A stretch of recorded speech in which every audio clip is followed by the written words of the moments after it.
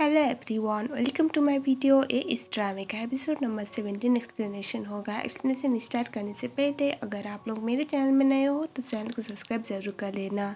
Episode के starting में दिखाया जाता है ब्यूटी टी के घर चली जाती है, मतलब रात के टाइम पे। और यहाँ पर ये चीज़ें चल रहा था कि टी अभी ऑन के लिए कितना सीरियस है, क्योंकि वो दोनों डेट कर रहे थे। और यहाँ पर जो टी के पेरेंट्स थे वो चाहते थे कि ऑन के साथ वो ज़्यादा सीरियस हो जाए, क्योंकि कोई भी पिता ये नहीं चाहेगा कि उसकी बेटी को जो डेट कर रहा है वो बस टाइम पास करे। और वो लोग चाहते थे कि ऑन के पापा को टी इम्प्रेस करे। ये सब सुनने के बाद टी बोलता है कि आप लोग इतनी जल्दी ये सब क्यों बोल रहे हो।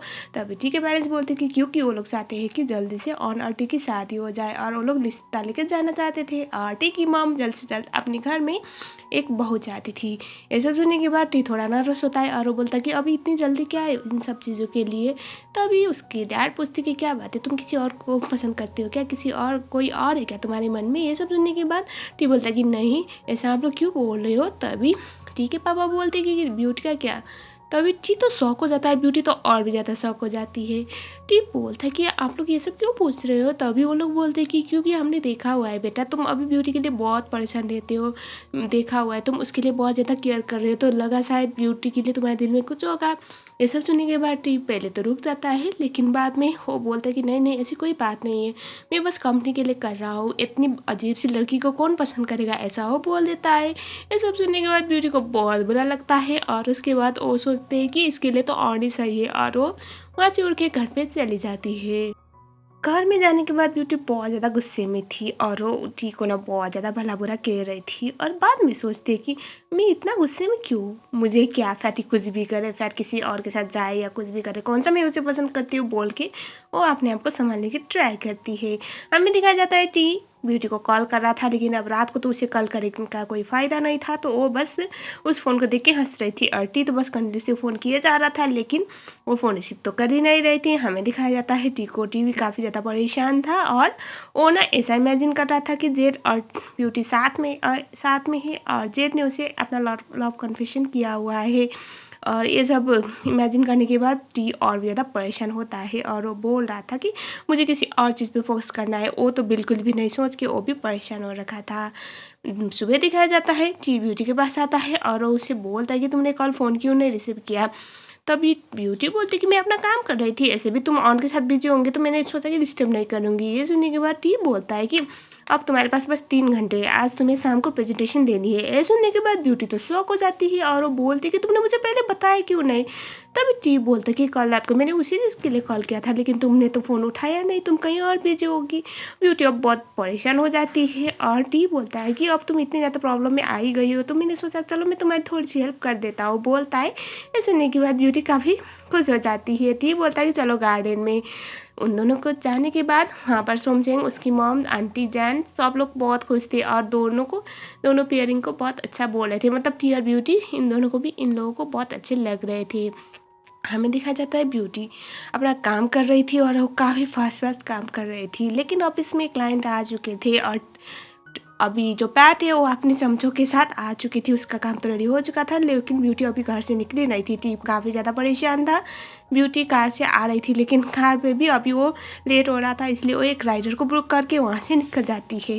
लेकिन प्रॉब्लम ये थी कि ब्यूटी ने अब तक वो ड्रेस कंप्लीट किया नहीं था। और हमें दिखाया जाता है पैट अपना प्रेजेंटेशन रेडी कर देती है, प्रेजेंट करती है। उसका प्रेजेंटेशन काफ़ी ज़्यादा अच्छा था, और ब्यूटी तो जैसे तैसे वहाँ पर पहुँच जाती है। पहले तो अपना स्पीच देने लगती है, यहाँ पर मैं आज प्रेसिडेंट नहीं बल्कि एक डिज़ाइनर के तौर पे आई हुई हूँ। और यहाँ वो टी को बुलाती है अपने प्रेजेंस में काम करने के लिए, मतलब वो वहाँ पर उसे बुलाएगा। वो ब्यूटी ऑन द रूम में चल जाती है, लेकिन बेचारी का तो ड्रेस कम्प्लीटली बना नहीं था, तो वो जो स्कर्ट था उसको बांधने के लिए वो जो मल्टीप्लग होता है ना, वो उसका तार काटती है, और वो जैसे तैसे करके मैनेज कर लेती है, और ब्यूटी स्टेज पे आके अपना प्रेजेंटेशन दे देती है। लेकिन प्रॉब्लम ये था कि जो उसका ड्रेस था ना अभी भी कम्प्लीटली रेडी हुआ नहीं था, जिस बात की वजह से पैर तो उसका मजाक बनाने लग जाती है, और वो कॉन्फिडेंट थे कि ब्यूटी आज तो नहीं कर पाएगी।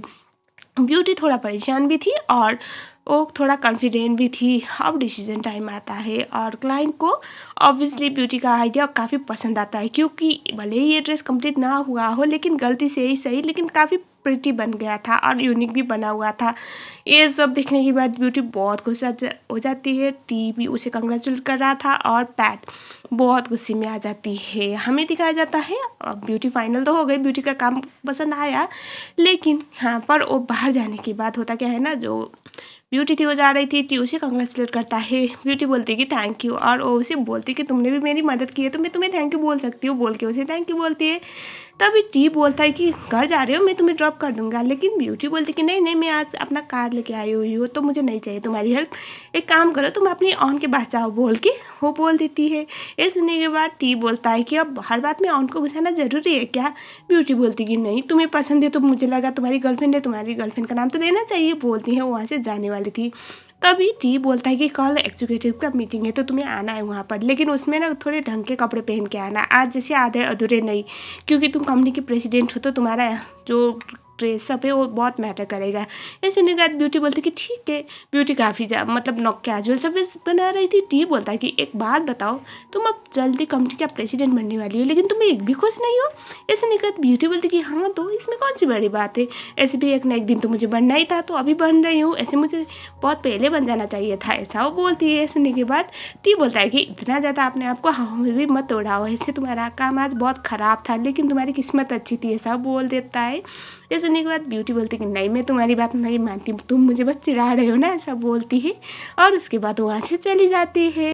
रात को दिखाया जाता है ब्यूटी काफ़ी ज़्यादा परेशान थी और ऐसे सोच रही थी कि आज तो मैं टी के घर पे नहीं जाऊंगी और अपने आप का ऐसे कंट्रोल करके रखी हुई थी, लेकिन बाद में सोचती कि पर मैं उसे मिस कर रही हूँ और बाद में अपने आप को फिर से उसमें लाते हुए बोलती कि मैं उसे मिस क्यों कर रही हूँ।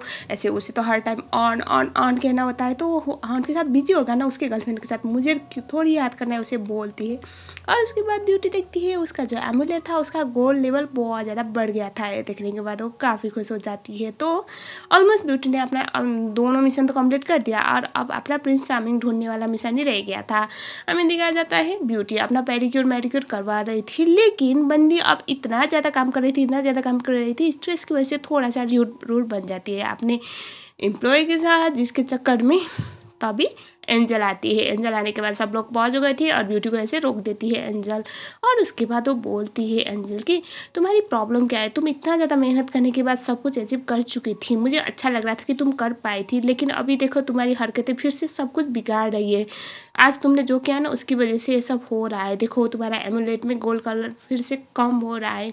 और उसके बाद वो बोलती कि तुमने जो किया है ना, तुम्हारे पास्ट के हरकतें अब तुम्हें फिर से बैकफायर करने वाले हैं, ऐसा बोल के वो बोल देती कि तुम्हारे पास अब बस 35 दिन है, 35 दिन में तुम्हारे मिशन अगर कंप्लीट ना हुए तो तुम हमेशा के लिए बड़ बन जाओगी, ऐसा वो बोल देती है। और उसके बाद वो वहाँ से गायब हो जाती है। ब्यूटी सोचती है बस 35 दिन और वो काफ़ी ज़्यादा डर जाती है और उसे आइडिया भी नहीं हो रहा था कि उसके कौन से पुराने कर्म अब उसके ऊपर आने वाले हैं। हमें दिखाया जाता है नेक्स्ट डे एग्जीक्यूटिव मीटिंग चल रहा था और ब्यूटी को एजेंट प्रेसिडेंट टी इंट्रोड्यूस करवाता है। ऐसे इस कंपनी में टी और ब्यूटी दोनों कंपनी के प्रेसिडेंट हैं और सब लोग काफ़ी खुश थे। पैट फिर से ब्यूटी के अगेंस्ट कुछ तो प्लान कर रही थी, सो ब्यूटी सब कुछ सही कर रही थी। उसी टाइम पे एक बॉक्स आता है, गिफ्ट बॉक्स जैसा, और ऑफिस के अंदर वो सेक्रेटरी लेके आती है और उसके बाद पैट उस डब्बे को खोलती है, नहीं पैट नहीं, और ब्यूटी को खोलने के लिए दे देती है। ब्यूटी जब वो डब्बा खोलती है तो उससे ऑलमोस्ट 3 से 4 बर्ड्स थे, मतलब बहुत बड़ा डब्बा था तो उसमें आ गए थे। ये सब देखने के बाद सिचुएशन बहुत पैनिक हो जाता है और आप लोगों को तो याद होगा ब्यूटी को बर्ड से बहुत डर लगता है। एक तरफ का फोबिया है ना बर्ड से, जब से उसने अपने पापा को खोया है तो उसे बर्ड से नफरत ही हो गई थी और बंदी इसी चक्कर में बर्ड भी बन गई थी श्राप की वजह से। वो बहुत ज़्यादा डर जाती है और पैट उसमें आग में घी डालने का काम कर रही थी और वो बोल रही थी कि ब्यूटी इतने सारे बर्ड्स अब तुम क्या करोगी। टी ब्यूटी का हक करता है और वो बोलता है कि प्लीज़ रुको रुको, और वो उसे काम कराने का ट्राई कर रहा था क्योंकि टी को भी पता है ब्यूटी बहुत ज़्यादा नर्वस हो जाती है, उसे पैनिक अटैक आ जाता है बर्ड के देखने के बाद। इसी तरह से एपिसोड नंबर 17 एंड शेयर। तो आई जस्ट होप आपको ये वीडियो पसंद आई हो, कि अगर आई है तो वीडियो को लाइक ज़रूर करना। अगर आप लोग मेरे चैनल में नए हो तो चैनल को सब्सक्राइब ज़रूर कर लेना। मिलते हैं नेक्स्ट वीडियो में, तब तक के लिए thank you so much for watching.